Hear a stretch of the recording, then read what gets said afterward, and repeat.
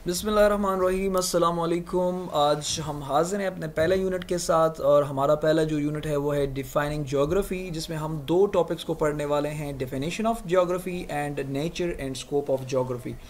हम इसको बड़े सीक्वेंस के साथ ले जाएंगे, एक एक यूनिट में से जितने भी हम सब हेडिंग्स होंगे वो इंशाल्लाह पढ़ेंगे, लेकिन एक ख़ास सीक्वेंस के साथ। और हर लेक्चर जो है वो कम से कम 10 मिनट का होगा, ज़्यादा नहीं होगा, इसलिए ज़रूरी है कि आप इसको पूरा सुने और इसके आखिर में जो सवालात हैं वो आप उसको हल करें। ठीक है, सबसे पहले डिफिनीशन पे आते हैं जी। अच्छा, डिफिनीशन से पहले मैं थोड़ा सा इसका इंट्रोडक्शन दे दूं कि ज्योग्राफी जो है वो एक फंडामेंटल साइंस है जो रोए ज़मीन है, जो हमारी प्लेनेट अर्थ है, जो कि एक वाहिद रहने का प्लेनेट है इस सोलर सिस्टम में। इसके जो एलिमेंट्स हैं, इसके जो कंपोनेंट्स हैं, इसका जो फिज़िकल एनवायरनमेंट है, उसको समझने में हमारी मदद करती है। और इन सारी चीज़ों को पढ़ने के लिए, स्टडी करने के लिए जो जियोग्राफर्स हैं वो दो अप्रोचेस इस्तेमाल करते हैं। यानी एक अप्रोच जो है वो नेचुरल साइंस से बिलोंग करता है, दूसरा अप्रोच जो है वो सोशल साइंस से बिलोंग करता है। जो फिज़िकल जियोग्राफर्स हैं वो इन तमाम चीज़ों को इस एंगल से देखते हैं कि एवोल्यूशन ऑफ लैंड फॉर्म्स कैसे हैं, यानी ये रोई ज़मीन जो है इस पर जो मुख्तलिफ़ किस्म के लैंड फॉर्म्स हैं, जो दरिया हैं, जो समंदर हैं, जो सहरा हैं, जो प्लेन एरियाज़ हैं, जो प्लेट्यूज़ हैं, उनका जो एवोल्यूशन है वो कैसे हुआ, वो किस चीज़ से बने हैं, कैसे बने हैं।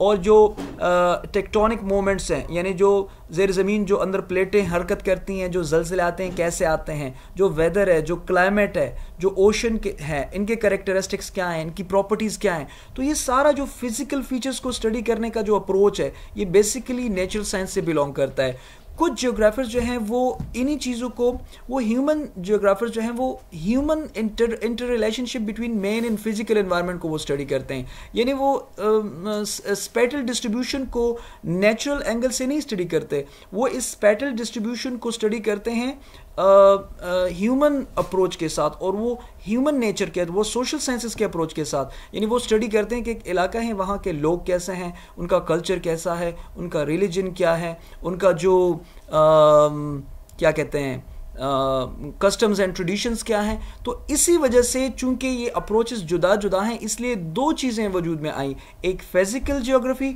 एक ह्यूमन जियोग्राफी। इसको आपने समझना है क्योंकि बाद में हम इसको आगे लेकर जाना है। और यही वजह है कि इन अप्रोचेस की वजह से फिर डिफरेंट स्पेशलाइज्ड ब्रांचेस जियोग्राफी की बनी हैं। यानी कुछ आप जाएं तो नेचुरल साइंसेस पर जियोग्राफी की चीज़ें बनी हैं, जियोग्राफी के ब्रांचेस बनी हैं। फॉर एग्जांपल जियोलॉजी है, तो जियोलॉजी क्या है, जियोलॉजी एक अलहदा डिसिप्लिन है, लेकिन it's a part of geography. इसी तरीके से आप क्लेमाटोलॉजी ले लें, इसी तरीके से आप पेडोलॉजी ले लें, स्टडी ऑफ द सॉइल ले लें, इस तरीके से डिफरेंट अदर नेचुरल साइंसेस ले लें। ऑन द अदर साइड अगर आप देखें तो ह्यूमन अप्रोच के साथ जो चीज़ें बनी हैं, जो स्पेशलाइज्ड ब्रांचेस वजूद में आई हैं, पॉलिटिकल साइंस, हिस्ट्री, एंथ्रोपोलॉजी और इससे रिलेटेड बहुत सारी चीज़ें हैं जो सोशल साइंसेस के सब्जेक्ट हैं, वो भी दरअसल जियोग्राफी ही को स्टडी करती हैं। तो एक छोटा सा इंट्रोडक्शन था इसके हवाले से।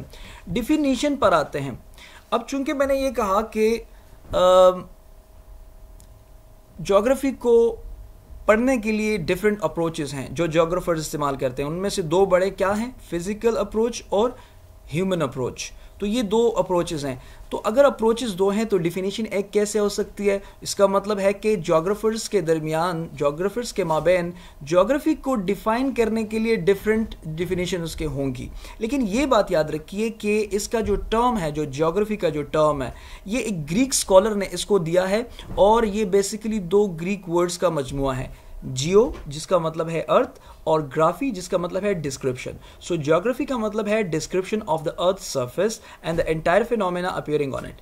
जो भी रोई ज़मीन पर है, जो भी रोई ज़मीन पर है वो, और जो ज़मीन जिस चीज़ से बनी है वो सारी चीज़ें, ये ज्योग्राफी कहलाती है। ठीक है, अब डिफरेंट स्कॉलर्स जो हैं वो ज्योग्राफी की डिफरेंट डिफिनीशंस करते हैं। आइए देखते हैं कि वो क्या डिफिनीशंस करते हैं। सबसे पहले देखते हैं रिचर्ड हार्टशॉन। वो डिफिनीशन करते हैं कि geography is a discipline that seeks to describe and interpret the variable character from place to place of the earth as the world of man. Richard define करता है ज्योग्राफी को कि ज्योग्राफी वो discipline है, वो सब्जेक्ट है जो कि variable character from place to place, यानी एक जगह से दूसरी जगह जो वेरिएशन है, जो लोगों की वेरिएशन है, यानी एक इलाका है रोई ज़मीन पर है, फॉर एग्जांपल अमेरिका है, दूसरा इलाका है पाकिस्तान है, तो वहाँ पर जो वेरिएशन है, वहाँ पर लोग कैसे हैं, यहाँ पर लोग कैसे हैं, वहाँ पर मौसम कैसा है, वहाँ पर मौसम कैसा है, यहाँ पर कस्टम्स क्या है, वहाँ पर क्या है। तो ये जो वेरिएशन की जो स्टडी है, वेरिएशन ऑफ द कैरेक्टर की जो स्टडी है, जो डिस्क्रिप्शन है, जो इंटरप्रिटेशन है, उसको हम नाम देते हैं ज्योग्राफी। ये रिचर्ड कहता है, गोया कि रिचर्ड जो है वो सोशल साइंस के एंगल से इसको डिफाइन कर रहा है। अब अकॉर्डिंग टू द बोमन क्या कहता है, वो कहता है geography tells what is where why and what is it is made of, यानी वो कहता है कि ज्योग्राफी हमें ये बताता है कि क्या कहाँ है, क्यों है और ये कैसे बना। गोया कि अकॉर्डिंग टू बोमैन ज्योग्राफी जो है वो नेचुरल साइंस के एंगल से डिफाइन कर रहा है कि चीज़ है कैसे बनी, पहाड़ है कैसे बने, दरिया है कैसे बने, तो वो नेचुरल तरीके से उसको पढ़ रहा है।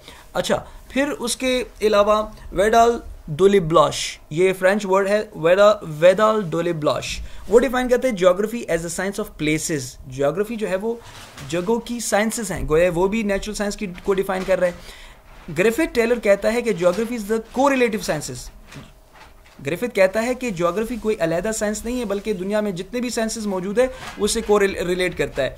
और अकॉर्डिंग टू डेविड हार्वे वो कहता है geography is concerned with the description and explanation of the aerial differentiation of the earth surface। गोया के डेविड हार्वे भी रिचर्ड की तरह डिफाइन कर रहे हैं कि बेसिकली ज्योग्राफी जो है वो जो एरियल डिफरेंशिएशन है, जो इलाकाई जो तकसीम है, उसको स्टडी करने का नाम है ज्योग्राफी। ठीक है, अब हम थोड़ा सा पढ़ते हैं इसके नेचर के बारे में। नेचर क्या है?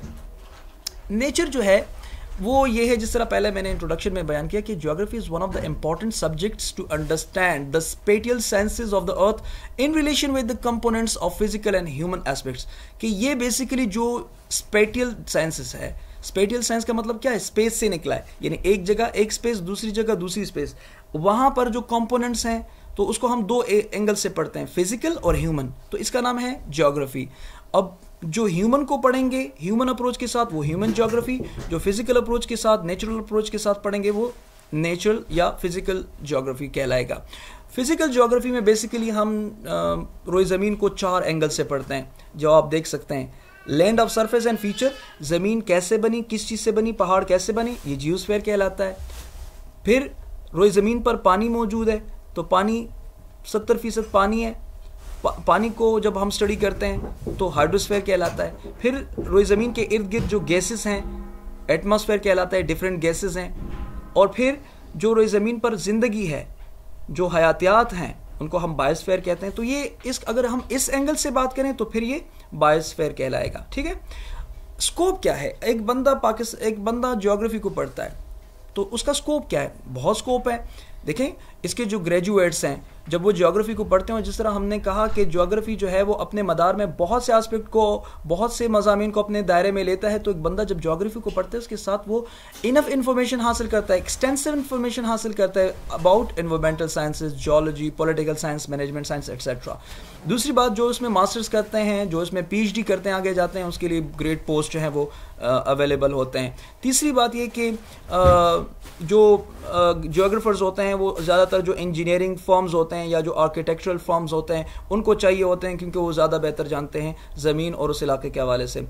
चौथी हवाले से स्कोप इसका ये है कि जो ज्योग्राफी के जो ग्रेजुएट्स होते हैं ना, तो ज़्यादातर वो मुख्तलिफ़ स्कीमों में, चाहे वो प्राइवेट हो या गवर्नमेंट हो, जो प्लानिंग स्कीम्स होते हैं जो मुख्तलिफ़ किस्म के बनते हैं, उनमें उनकी ज़रूरत दरपेश आती है। इसके अलावा जो अदर देन ऑफिस जॉब, जो एजुकेशनल इदारे हैं हमारे, वहाँ पर भी ज्योग्राफर्स की ज़रूरत होती हैं। वहाँ पर ये चूँकि एक सब्जेक्ट के तौर पर पढ़ाया जाता है, लिहाजा ज्योग्राफर्स की ज़रूरत होती है जिन्होंने ज्योग्राफी पढ़ी हुई होती है।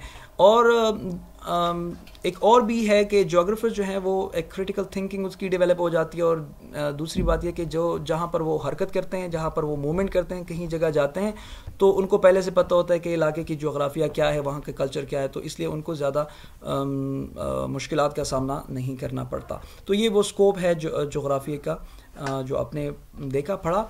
अब आखिर में 2 सवाल मैं आपको दे रहा हूँ, दोनों सवाल के जवाब इस प्रेजेंटेशन में मौजूद है। पहला सवाल यह है कि explain in brief the nature and scope of geography, geography के नेचर एंड स्कोप को एक्सप्लेन करें। और दूसरी बात यह है कि how is geography viewed by different ज्योग्राफर्स,